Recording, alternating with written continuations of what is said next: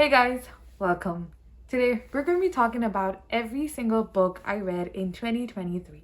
This year I read a grand total of 33 books, which is very typical for me. Surprisingly, most of the books I read this year were fantasy, and particularly children's fantasy, and I didn't see that coming. The first book I read this year was Normal People by Sally Rooney. This book didn't do it for me. I didn't like the characters. I found the book slow and dragging. The characters somehow felt robotic and I couldn't relate with them. I understand that there's a lot of hype around Sally Rooney and I don't know why.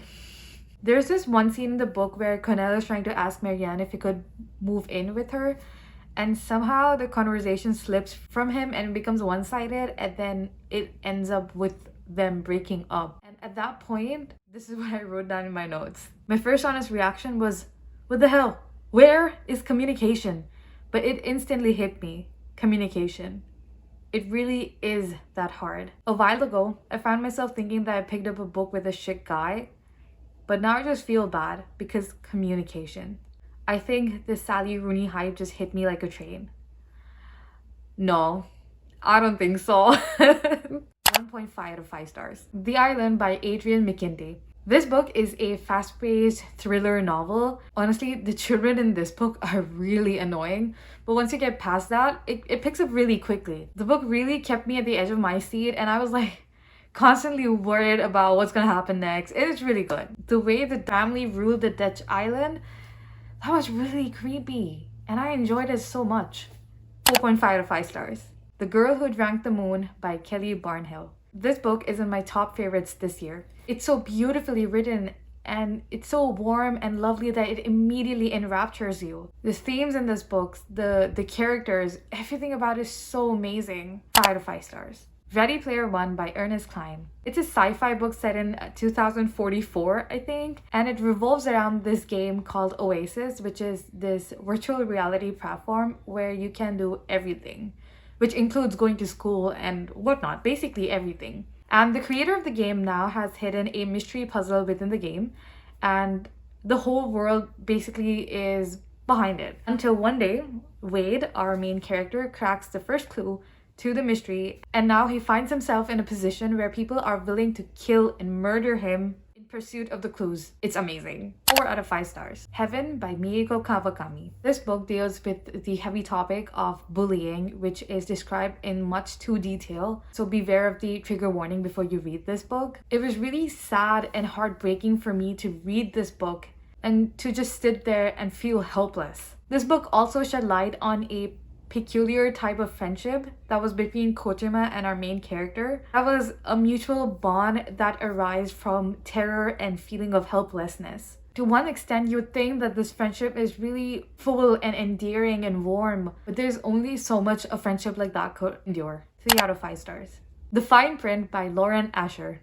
I picked this book up because of the book talk hype, and needless to say, I regretted it.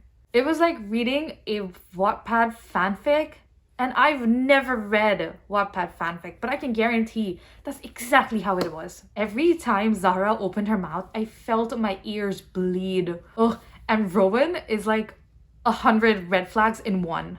He was rude, condescending, pushy, possessive, obsessive, and the list just keeps going on. 2.5 out of 5 stars. 1% of You by Michelle Gross. I don't know how I feel about this one. It was cute in a lot of places, but it was cringy and gross in a lot more places. 3 out of 5 stars. Xoxo by Axie Oh. This was a rom-com K-drama in a book, and I loved it so much. It had the basic cliche of the forbidden love trope that most K-dramas have, and Jae-woo, the main character, was a K-pop star. What more can I ask for? It was cute and gooey, and it reminded me of so many K-dramas, and I was all for it. 5 out of 5 stars. The Chronicles of Narnia by C.S. Lewis.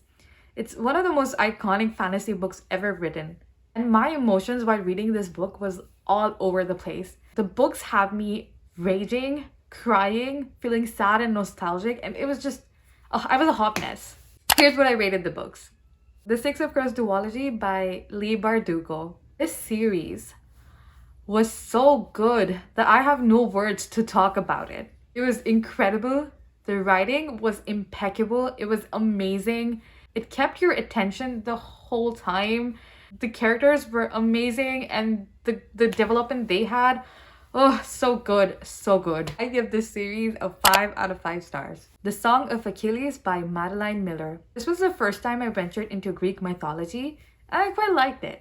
I know how everyone raves about this book, saying how it's their favorite book and how much it made them cry, but it didn't do it for me. The romance in this book didn't tick with me, but with Madeline Miller's writing, I know where everyone's coming from. It just wasn't enough for me. Overall, I'd say it was a page turner, but it was a little too slow for me. 3.5 out of 5 stars. The Perks of Being a Wallflower. I started reading this book when the movie came out once upon a time, and I finally finished it. At first, I thought the book was pretty bland with the vocabulary and how it's written, but because it's written in the form of letters from a 15-year-old, I'm not complaining. I loved how Charlie went through life, being so thoughtful about the experiences he had with his friends. Just so warm and endearing. 4 out of 5 stars.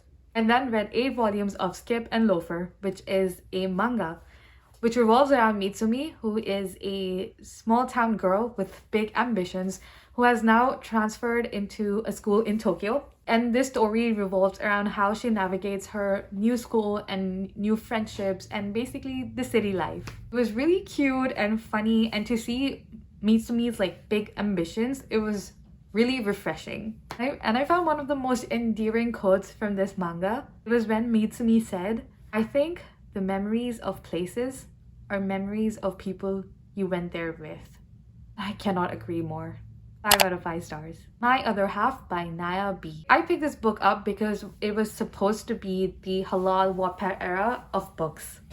This story revolves around Haya and Anas, who basically get attracted to each other at first glance. Then Anas proposes Haya in pursuit of marriage, and the story goes on from there. It was supposed to represent the Muslim take on marriage and how two people get to know each other the halal way. And admittedly, this book was cute in a lot of places and it had me squealing.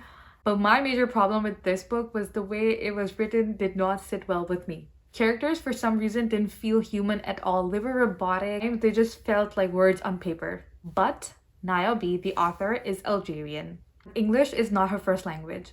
That being said, this is also her debut novel. And once I found that, I felt really guilty for judging the book too hard. My problem with the way it's written and how stiff the characters feel boils down to a language barrier, and that is okay. At the end of the day, My Other Half is a cute book trying to represent Muslim relationships, and I'm all for it. 2.5 out of 5 stars. Run Unread by Noelle W Ihli, if I pronounce that right. It was a short thriller novel that had me hooked from the very first page. There were so many places that I had to genuinely applaud for the characters, but there were so many more other places where I was screaming at her for making the worst decisions. Everything she was doing, I don't know how it didn't kill her. In the end, it played out really well. It was a well-rounded, good book. 4 out of 5 stars. And the last books I read this year were The Lightning Thief and The Sea of Monsters by Rick Riordan. This year, I took some unexpected baby steps into the massive world of Greek mythology. And it was only fair that I picked up Percy Jackson, which is a book that my friend has been raving about since 6th grade. And honestly, I loved it. I really enjoyed Percy's character with his witty remarks and the willingness he shows to protect his friends. The quests they go through are interesting and amazing, and I know for a fact that 6th grader me would have devoured it.